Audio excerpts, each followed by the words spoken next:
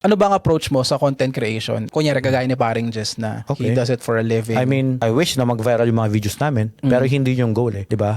Specifically kay Paring Jess, yung sa amin kasi philosophy namin sa mga clients namin or sa mga ginagawa namin content, makatulong sa restaurant, makatulong sa business. Kung nakatulong kami, having 100 views, it's okay, nakatulong kami, 'di ba? Bonus na lang siguro kung mataas yung views, pero hindi yun yung sole objective namin. Gusto namin makatulong and gusto namin may conversion sa mga ginagawa namin content. Philosophy namin is conversion over numbers. Kasi madaming content creator ngayon na hinahabol yung numbers eh. High followers, high views, pero hindi nila iniisip yung impact ng ginagawa nila. Pero ano yung headspace mo nun? Kapag nag-iisip ka, kunyari, gagawa tayong video na ganito.